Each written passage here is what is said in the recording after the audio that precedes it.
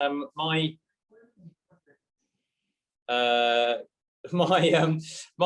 participants tell me we've got 24 people on, so welcome everybody. Thanks very much for joining. As you've just heard, the meeting is being recorded, so we can let other colleagues see it if they wish to later. The point of today really is to sort of delve a bit deeper into some of the issues which we're addressing for the Thames Vision refresh, and to give you a chance to give your thoughts on what you've heard so far and on anything else. So just a sort of quick recap. You may already have joined some or all of the webinars which we've had on the Vision refresh. I'm going to just remind you of when they were. So going back to the 6th of May was the first briefing where we kind of set out broadly what we're planning to do, the timetable for the process, why we're refreshing the vision.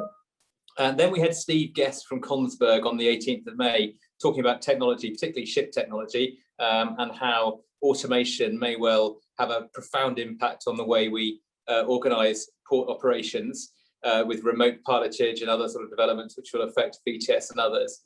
On the 27th of May, we had Lloyd Barton and Darren Anderson, who are our consultants from Oxford Economics, who are doing our trade forecast study, looking at how port trade volumes may evolve, particularly with fossil fuels being phased out and new products coming into the port, as well as looking at all the sort of hundreds of things which could change over the next 30 years in terms of population, demographics, the way in which we buy and sell things, etc. Then yesterday we had Hans Anton Tveter from DNV talking about the net zero transition in a bit more detail. So, you know, what's going to happen to marine fuel, hydrogen replacing fossil fuel over time, and the way that might affect port operations. So those are some of the sort of, if you like, kind of mega themes which we're going to grapple with as we develop the Thames Vision, as well as other things. You know, so that's obviously not all of it. So there are other issues such as sport and recreation. I confidently predict we will still have people rowing on the Thames in 2050, and we'll have stand-up paddleboarders, and who knows, we may have some other sport which nobody's yet thought of or heard of. I don't think we had any stand-up paddleboarders 30 years ago, so there's bound to be something completely new. We will have a whole bunch of other environmental challenges as well as net zero, whether it's biodiversity or plastics, and things which we deal with, which will carry on. So there's a whole lot of other stuff as well, but those are some of the sort of really big themes which we're grappling with. So the aim of today is to sort of break out into little groups and talk some of those things through. And the aim is to split people into, I think, 3 groups. We've got 32 people on at the moment. So anyway, I shall leave that. I'm going to leave the organisation and the technology of that to somebody who's much better at it than I am, Theo. He's going to split people into groups. But we're going to split you into groups. And when you end up in your group, then you'll be allocated a facilitator, and you'll take one of the topics to talk through. But I would just say, and I'm going slightly off piste here for the Vision team who've organised this, don't feel totally bound by that. So, you know, if you've got something that you are burning to say about the Vision refresh, and the you know, the content, you know, what do we want the Thames to be for in 2050, in 2040, in 2030? If there's something that you think we're just not covering or that you want to put on the table, then do raise it as well. Don't feel totally bound by the topic you've been allocated, because it's a chance to really get all ideas into the process. So that's what we're going to do, and then we're going to come back together after about 25 minutes and feedback from the tables. I think the facilitator will feedback, apart from my group, where I think Charlotte is kindly going to feedback so that I can sort of facilitate the whole session, so that I won't be feeding back to myself. And then we'll have a discussion and finish about 3:20. So that is the aim. Now, if all goes smoothly, that's my opening, and over to Theo to sort out the next bit.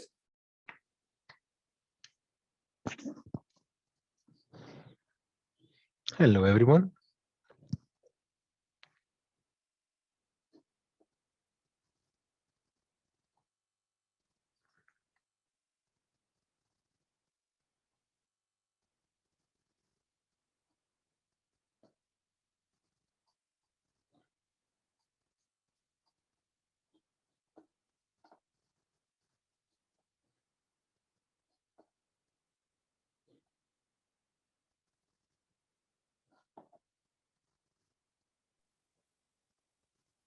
Okay, so are we all back together now?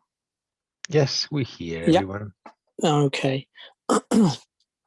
Robin, are we able to hand over to you to sort of invite the feedback? Yeah, that's great. Thank you. Thanks, Alistair.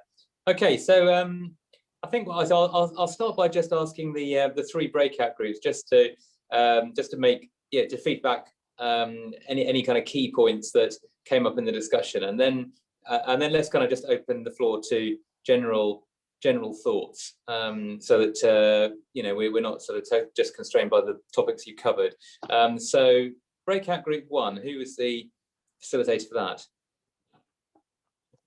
We had Gary and Jenny, so I don't know who decided to.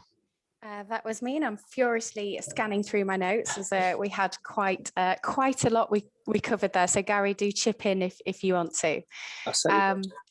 So we took the topic of port trade, and there are a couple of things. So great to have Anthony with us, having recently taken over Jenny, IT. it was ship tech. Jenny, it was ship tech. Oh, sorry, ship technology, of course it was, sorry.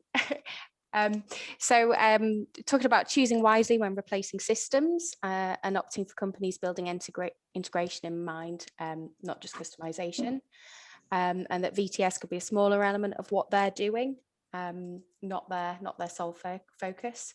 And towards the end, there's a reminder of potential cyber threats actually, and being careful around cybersecurity, and if we do have people remotely steering vessels, that there'd be a lot of work around safeguarding there.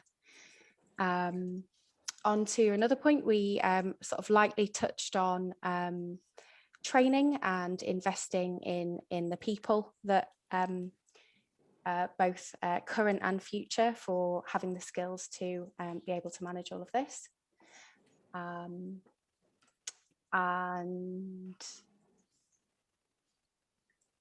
Jim raised an interesting question around data, and we had quite an extensive conversation around capturing data that informs what we need to provide in the way of infrastructure, and how at the moment there's quite a lot in the way of guesswork that goes on there.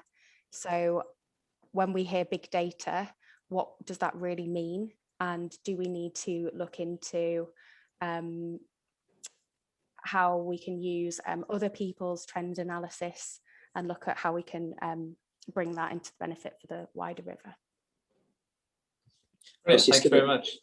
I was just going to, well, we had the question as well. It's okay having the big data, but it's actually knowing the questions that you want to ask of that data, because you can have a pile of data, but until you know what you want the data to tell you, it's a little bit pointless. Yeah, absolutely. Okay, that's interesting. Thank you. I'll come to other members of the group in a minute, just when we have general feedback. So thanks very much for Jenny and to Gary for that.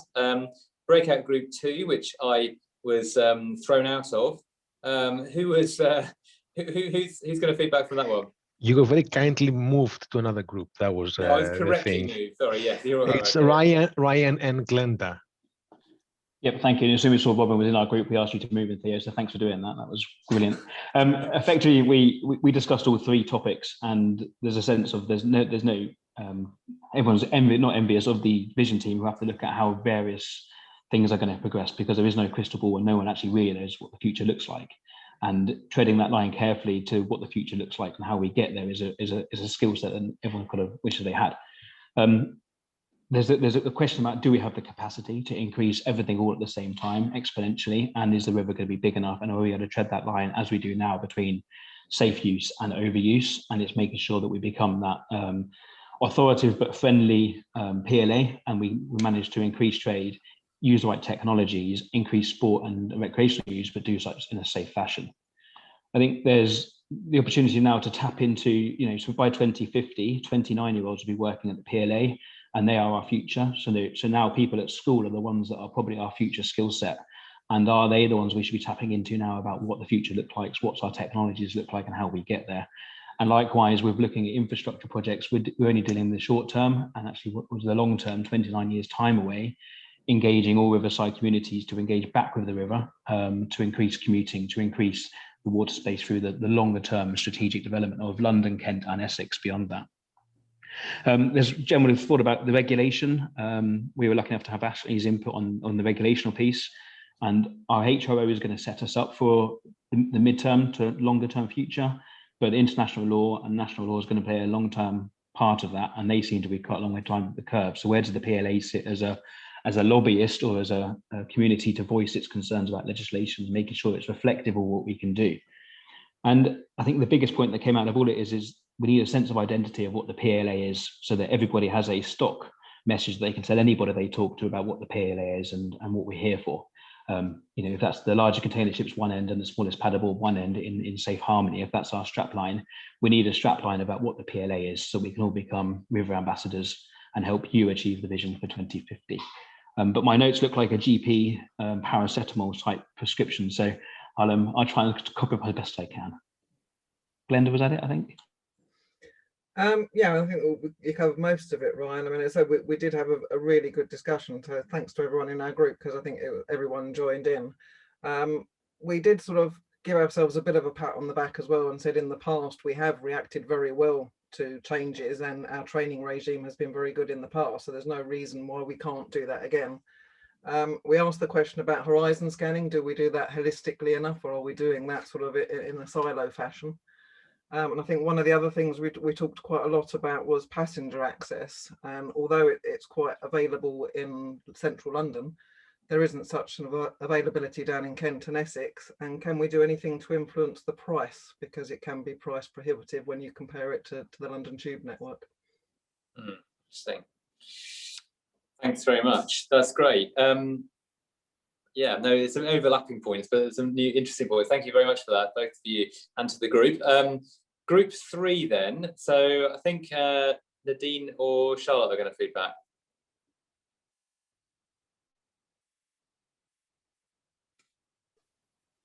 I haven't run that by Charlotte, so unless you want to jump in, Charlotte, I'll go ahead. Go for it. Okay. So we talked about the 3 themes. I think it was probably ambitious for us to suggest there might be more. Yeah, I think generally the comments that were made were around kind of the data being there, but being something that we need to take on board and consider and focus on what it means for the PLA. So the analysis is quite general. So that was a particular comment when an example is how the port trade forecast has there's various uncertainties taken into account. So what that actually means in terms of vessel size, what we need to accommodate, the kind of vessel movement. So taking the analysis a stage further and seeing what it means for us.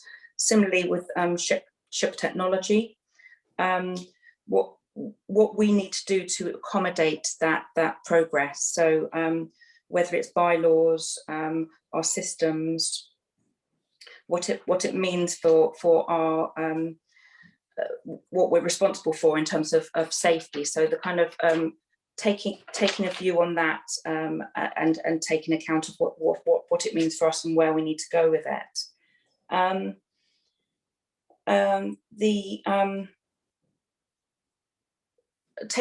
Thinking about a timeline was a key one, I think, particularly when it comes to net zero. So what actions need to be taken at what point to make sure we're ready when it's needed. So I suppose that generally that there was also some interest in infrastructure there around the kind of needs for new fuels.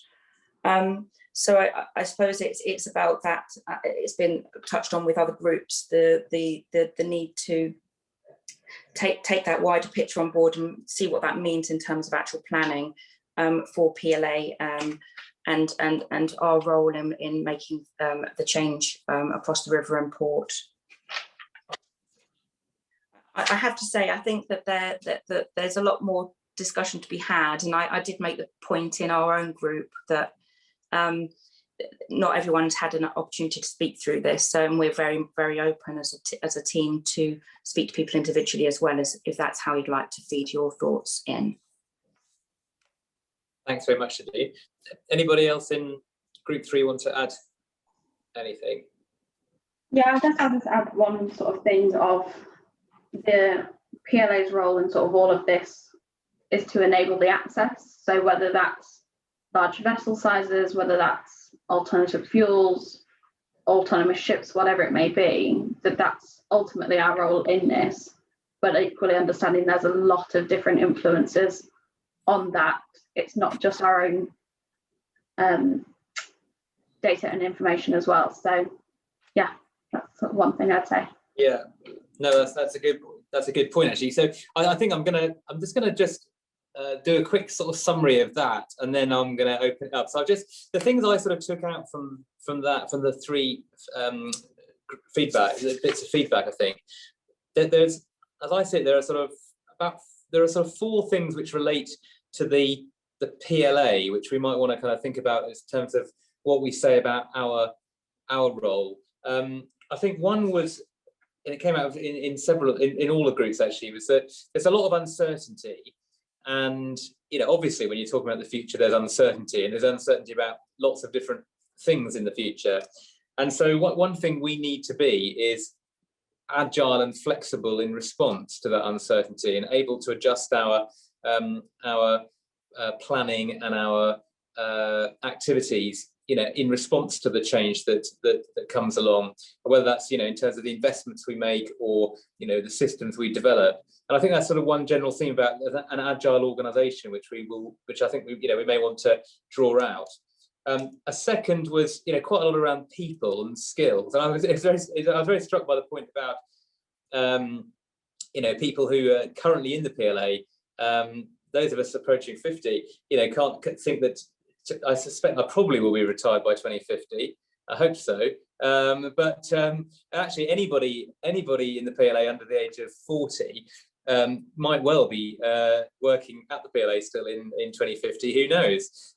So actually, that sort of brings it home, doesn't it? That actually we need to be investing in our people, both current people and future people in the organisation, to be prepared for this new world. And obviously data and technology is going to be a big part of that, as well as some of our other skill sets. So I think that's a sort of key theme, is around what this means for investment in people. A third theme, I think, is around resilience as an organisation. And I think cybersecurity really looms large for me at the moment, because I think it's a worry that as the hackers and the organised crime gets more sophisticated, and we become ever more dependent upon systems, online systems, and as we move toward automation, it's going to be a bigger and bigger theme. So I think that's resilience in general, but specifically picking out cyber is really important. And then a fourth point was around sort of identity. What is it we stand for as an organisation, and are we clear about our messages? I think Ryan's point about is everybody clear what as an individual what their message is as an ambassador for the organisation. So I think those are some things which we might want to pull out. Then there are a couple of about the PLA. Then there are a couple of kind of broader points about the river in the 2040s, 2050s. I think one is the issue about overall capacity, and at what point do you reach saturation? Is the river too busy? Do you have at a point where you can't carry any more freight or passengers? And I think we grappled with that a little bit in the first version of the vision, but we didn't sort of nail it in the sense of coming up with a definitive way of assessing that. And it's related to the issue of use of technology to deal with safety risk, because obviously theoretically you can have more traffic on the road or more traffic on the river if you've got better technology or better systems to accommodate more traffic. So I think that's going to be something which we need to grapple with. And the second point is around the sort of regulatory framework for the river and how we influence that. I think that's another thing to pull out. And then finally, there were a couple of general points about the way we develop the vision. I think one was the third group's point that you kind of we need at some point to take all this analysis and this this uncertainty and actually craft a message out of it. You know, what is the vision? That's the hard bit for the summer. It's once we've commissioned all the evidence and we've drawn it together, you know, what are the 3 or 4 absolutely key points we want to land? I think that's a point well made. And secondly, that we're clear on the sort of the timeline, so that it's not all just a vague future, but you know, this might happen then and this might happen then. I think that's another very well point. So those are sort of some, perhaps if we can, you know, we can sort of capture those as some of the key points, if that's a fair summary. But let's just now open it up to other points. As I say, you know, there are other things we haven't talked about at all. We haven't mentioned sport and recreation really. I'd be interested in any thoughts on that. You know, what broadly in the first Thames vision we said we'd like to see more of it, and we obviously want it to be done safely, but we want to see more of it. Is that the right message for this next version? And or is there something sort of more interesting to say than we'd like more of it? You know, that's one issue. Inland freight we haven't talked about much. You know, that could be a kind of revolutionary. There could be a revolution in that in the next 3 to 5 years in terms of light freight being on the river again. What more can we say about that? So, any other issues to sort of stick on the table? I'm hoping I'm sort of whetting Jim's appetite there by talking about light freight revolution. No, I'm sorry. Anybody wants to come in? It doesn't have to be Jim, but you're welcome to.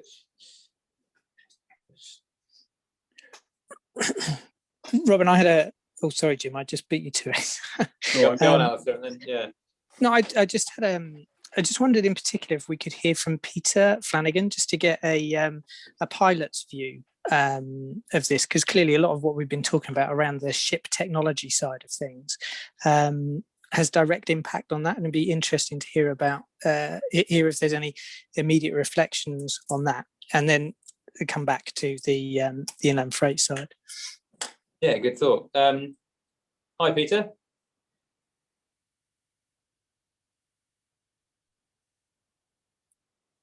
No, Peter's there.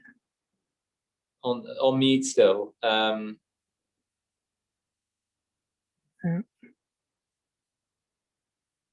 okay. Okay, in that case, there we go. There we go. There we go, Pete. Hi, Peter. Oh, hi. Yeah, I'm really sorry. I'm listening in, but I'm really busy doing something else. I'm actually got a little job on, so I'm happy to talk about technology at some stage. It does interest me, obviously, in all my different roles, but at the moment, I haven't really followed the whole discussion, so it's probably best to speak some other time. Okay. No problem. That's absolutely fine. I often do that, I have to say. So I totally understand. Jim, light freight. If in doubt, light freight. Yeah. I think actually I think the point I'd make is actually how this next vision and potentially the world of light freight, if we use inland freight, is actually going to potentially change within the next 30 years. And of course, this is moving from we want to have more of everything from the last vision, potentially to the more nuanced world of this next one. And actually, I think more of an observation, really, which is, of course, as we move to a world of carbon reduction and ultimately, no carbon at all, the worlds of we must have more of everything is going to be completely different. And it's how actually this vision considers these far off worlds and actually makes a strategy that's relevant for today and into the medium and longer term. And if it's the case that we're based on zero carbon fuels and the fuel density of those, how then do we run scheduled passenger services we do now, completely different from scheduled freight services, when the potential is there effectively to flex between the two throughout the day?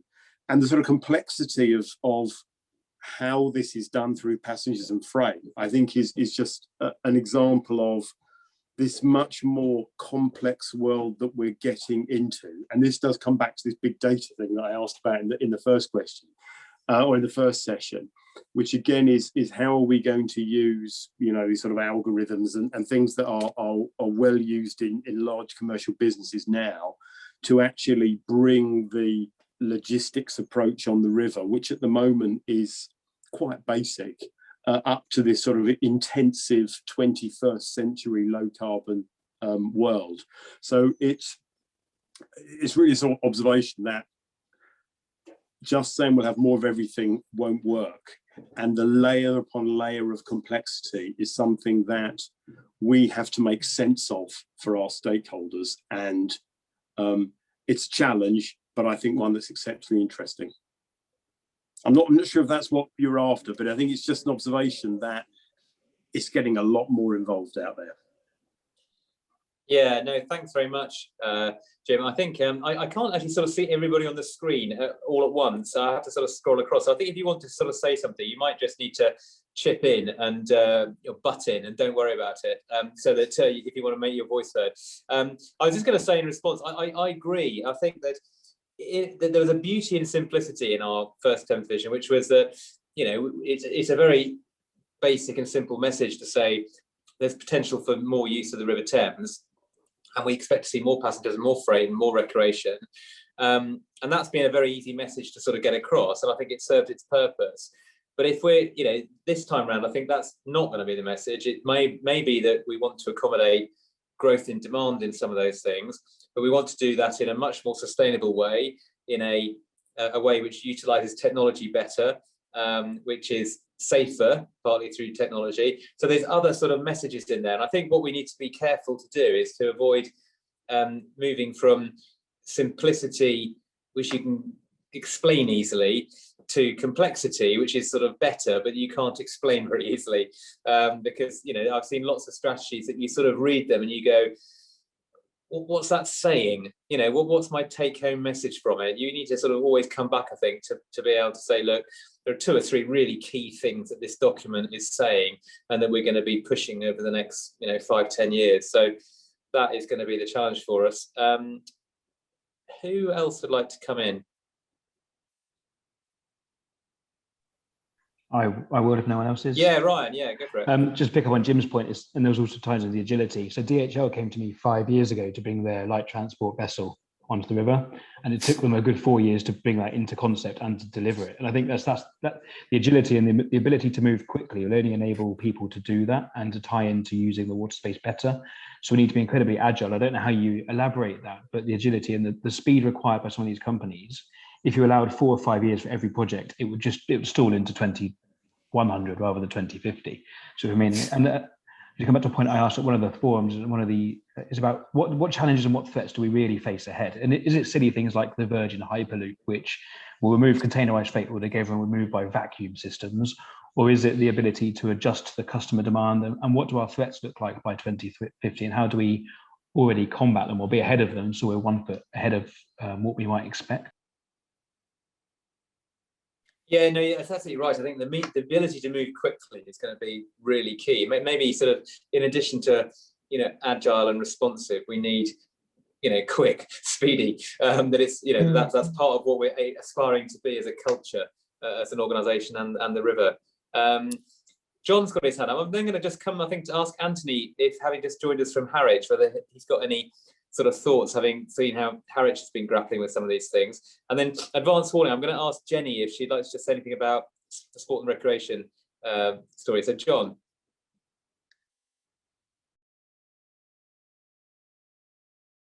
Excuse me, Ryan's point is very much along the same one I brought up about this sort of infrastructure development and the time lag on major projects. And I think our role as lobbyists, and with opportunities such as our existing chairman going to the MCA, with government lobby, and with that ability to be able to influence legislation and strategy and stuff, and be aware of that. And we talked about ship tech. I think there's been something like 60 low orbit satellites put into orbit this year alone that are going to mean that 5G is available anywhere in the world at any time. And sort of from the data availability side of things, that's just accelerating, and there's an element of we'll have to take a lot for granted. It's just, what do we need to have in place, and that we don't have too many hurdles that prevent us being agile and enabling this technology to be used on the river so it's more efficient and we can have higher levels of river use, really. Yeah. Yeah, no, I agree. And I think as well in that, there's also this kind of question, which, we might want to say up front what our stance is as to how early an adopter do we want to be on some of those things. Do we always want to be in the first wave of adoption for all of those? I think probably no. I always sort of think it's better to be a fast follower than a first mover. But maybe traditionally we've been not in every area, because hydro is a good example of where we are always at the cutting edge, but some areas we've been pretty slow to adopt, I think, in the past. But yeah, so I agree. I think that's right. It's going to be having a culture that can quickly respond to those changes is the key thing, I think. Anthony.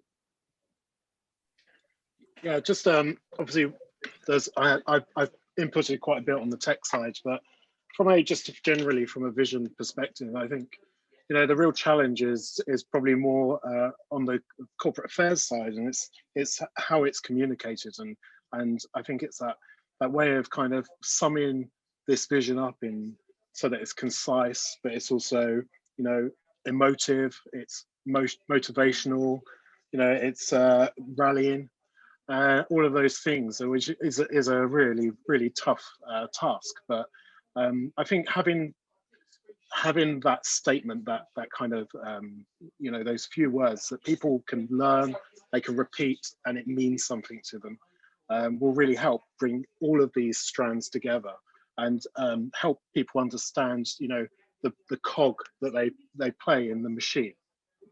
I think that's something that at Harwich, we were on that journey trying to do that, and it's a really important part of the process. Yeah, no, thanks, Anthony. I think it's absolutely right. I mean, great to hear it from a head of technology. The word emotive, it's great. But no, I agree. I think that's absolutely right. You've got to connect with the audience, haven't you? And you've got to it's got to excite people and be something that people go, yeah, no, I can buy into that. I get what you're saying there. I think that is really important. I'm going to actually, after coming to Jenny, I might just ask one or two of our more recent joiners, actually, coming to this. How do you, you're the people on the call who are younger than I am. What would you like to see this document sort of say, and what would actually speak to an audience of the future about what the Thames is about? So there we go. Advance warning for you to volunteer. Jenny, just important recreation. Thanks, Robin. So just thinking about a couple of the areas that were discussed in our breakaway, and one being data, and similarly to what you're just saying about being a fast follower rather than first mover. So reflecting on sport and recreation, we have some interesting data coming through at the moment from our research piece with London Sport, which will be published mid-July. And I guess just as I was joining the PLA, I had a grand ambitions for some things that would be more like a first responder, and actually a first mover, and it's actually the case that we need to really look at how we are the fast follower and champion, from my perspective, champion the more commercial models, which are far more equipped and skilled to develop sport and recreation. They already do it in a safe way. They're happy to keep us on board, but how do we sort of move more to becoming champions of them than merely regulators? Very interestingly, we've got a real shift in participation trends as well nationally, from the club model and people going down to their local club with their children perhaps to take part in sport, to a whole generation who think they can YouTube something and do it absolutely fine. And there's a huge amount of positives there, some serious concerns too, and working closely with the Harbour Master team to develop one and challenge the other is definitely part and parcel of my role and the work I'm doing.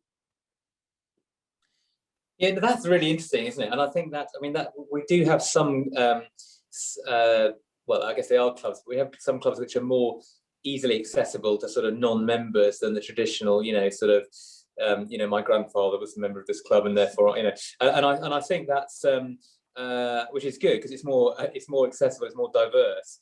I guess that's different from the kind of oh God, what should we do today on a Saturday? Oh, I'll, you know, click on this website and then pitch up at the Thames with a paddleboard, and, you know, no structure, no process, nothing. But I think, you know, grappling with that, I think, could be quite important in terms of what direction do we want to push that ideally, or is our role in that, you know, do we have a say in it? I mean, will it happen anyway? In which case, do we need to kind of work out how we respond to it? I think that is a very interesting issue. Yeah, Ryan and I joined a call this morning, and it was linked to water safety. And one of the things that was discussed was swimming. And it was for the Environment Agency, I hasten to add, not us, before anybody panics. But I used the comparison of COVID at Christmas time, with all of the dates either side of Christmas Day were not allowed, but Christmas Day was. And is that perhaps because they knew we were going to do it anyway, and sort of retaining an element of control there? We've had chaos really last summer on the water, and I should be jumping for joy at the number of people that are new to the river and increase in participation. But actually, we've got to really take this insight, and the evidence is there, it's coming through in this data set, as to how we can channel that, not challenge it necessarily, not stop it, and not be jumping from the hilltops at the cheap kit you can buy off Amazon, but how we channel it in the best way possible. Interesting. That sounds like a page for the document, grappling with that one. Thanks for that. Can I come to any other sort of views? I'm just, you know, I guess I'm thinking of Lauren or Ross or Charlotte. What do you think this should be trying to achieve? Or sure, let's not be completely, people who've joined more recently, let's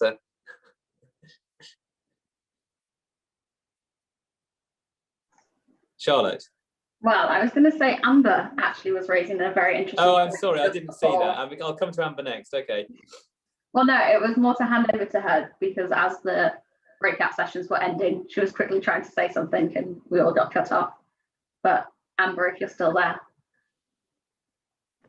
Thank you, Charlotte. Yeah, I think it was like a point like me and Ross really was like speaking about earlier, like, and Ross was sort of saying like, how is data going to be like incorporated into the vision really, and making sure, like, obviously as it's been discussed anyway, that it is like brought together and not disjointed, so it makes it like less ambiguous in a way, I suppose, and more easy to record.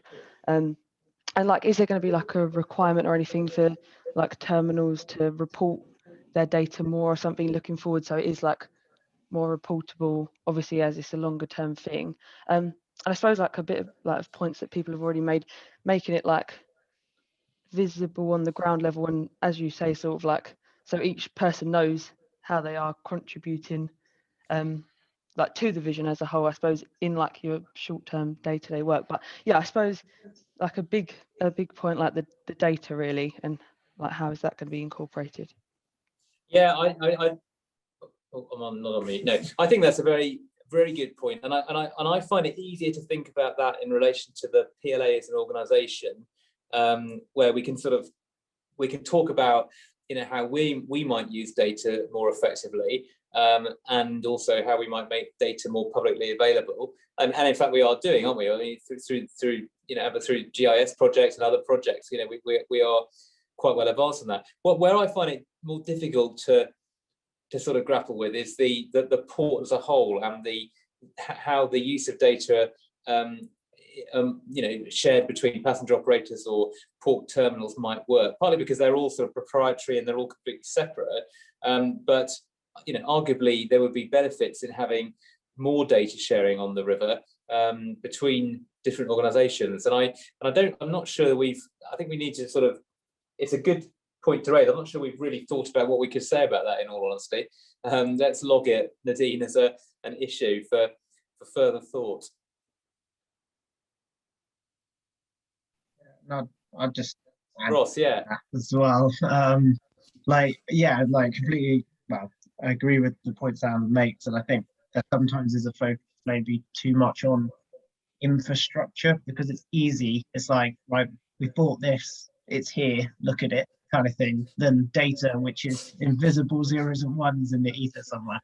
And I think there is that sort of both have become like, both are as important as one another. And I think there's the appreciation that the appreciation of data has become a lot more obvious in recent years than maybe it was in the past.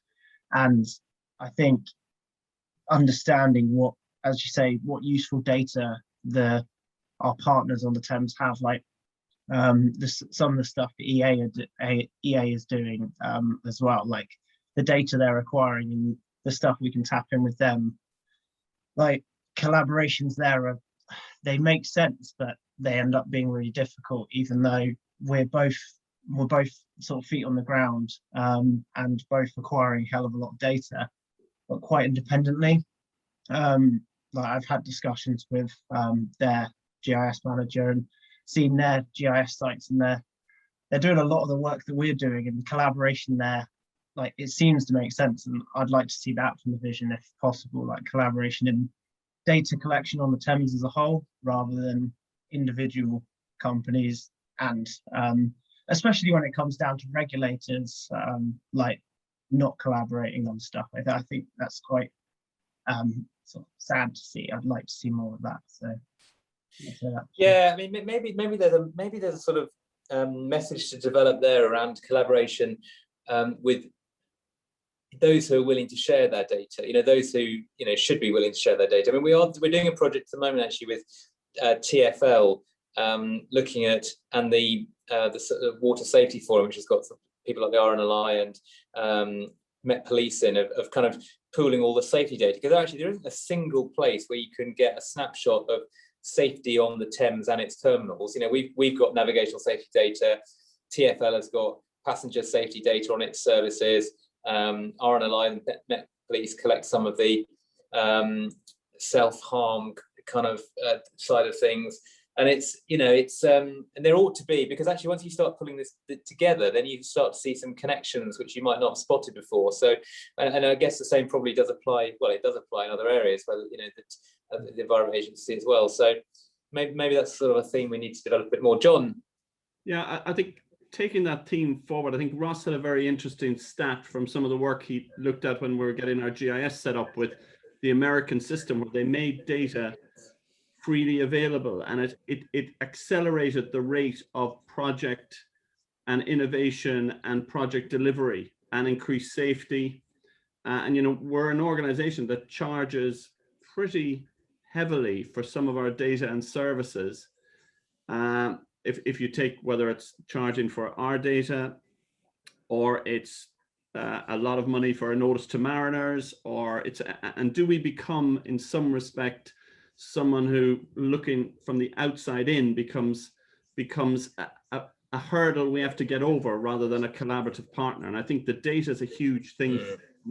The HEO we step back a little bit from insisting on people who surveyed in our area to provide that data to us. Then I think it has to be something that is built in, because it's hugely valuable. But it's hugely valuable not just from a monetary point of view, but it will be monetary because it'll enable more agile working and developments on the river. Yeah. Okay. Thanks very much for those comments. I think it's 3:15 actually. I haven't got any other sort of questions or anything on the chat. So I think we said we were going to wrap up around now. So 3:15, 3:20. Is there anything that anybody wants to add at the final stage, in which case I'm going to scroll across, and I don't think. Sorry, I've got one, Robin. Oh, Gary, yeah, go for it. Yeah, I mean, I think this has been a really fascinating discussion today. And it is quite interesting for me because things seem to go round and round. Because I remember about 10 years ago, and it's something you mentioned about identity at the PLA, and I think we are going through that, not the identity crisis, but it's actually, what are we actually here for now? And I think, we are more the collaborator, more than just the authority now. And we want to be working more in partnership with a lot more organisations up and down the river, not just your traditional ones, but some of the other sort of multinational companies as well. So I think this is a great opportunity if we get this right. But I do think, as you say, we've got to get that identity piece right. And start focusing that, and where we're actually going to put our future investments. Yeah, no, thank you for that. I think I'm sort of, as you were speaking, I'm not sure if we produced it. I think I remember on an away day at one point producing at some point in the last 2 or 3 years, a sort of a picture or a chart which sort of shows the PLA's different roles, as in authority, influencer, investor, deliverer, and actually I think some way of kind of capturing it as a sort of on a single picture all those different roles that we play, because actually we play all of them, and sometimes we need to turn up with the the loud hailer and the uniform on, and sometimes we're in a completely different role. So I think that's something which I think we should develop and include actually in the document when it talks about our role in it. Brilliant. Okay, thank you. Sue, I think you unmuted momentarily. Was that intentional, or were you wanting to come in?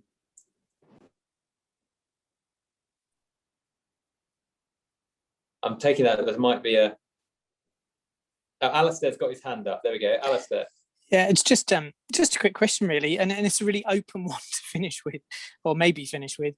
I'm just curious whether people find this exciting. I find this is a fascinating time to live. I know that Jim has talked about how it's an utter and total transformation in the way that we live that we're facing in the next 30 or so years, and I think ports are absolutely central to that. So there is a space for us to occupy in what's going to be a really busy and just a time of frenetic change. To change the way we live our lives so dramatically in just 30 years is going to be extraordinary. So just curious if people are excited by it. I wonder if you might have a vote, and those who are excited could raise their hands even, or just say.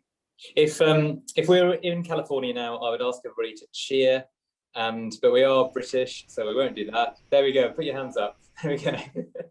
I can give you an Irish yelp if you want. Yeah. Tanya's done better, and she had a thumbs up. That's cool. That's brilliant. No, I totally agree, and I think it is fascinating, and I think one of the things I love about what we do as a PLA is that we actually do kind of touch so many different aspects of life that we're kind of grappling with the way the world might change, in the future, which is really fascinating. So good. I'm glad everybody feels similarly. So thank you for all your thumbs up. Okay, brilliant. Well, that's a nice note to end on. Thanks for participating, everybody. We're in this phase at the moment where sort of it gets ever more complicated, because we're the team that Alistair and Nadine are leading and running are basically sort of pulling together as many ideas as possible and evidence from the consultants, from these conversations internally, the ones we're just about to start externally with stakeholders, and then in August we'll need to put sort of wet towels around our heads and sit down and actually create order out of chaos and come up with those kind of key simple messages that we can communicate with the outside world in the document. So we're still at the storming phase of the process. So thank you very much, everybody. That was really, really interesting. And as Nadine said, if you've got any further thoughts, then do just ping them on an email to Nadine or to Alistair, and we can take them forward from there. Great. Thanks a lot, everybody. Thank you. Cheers. Bye-bye. Bye. Bye. Thank you.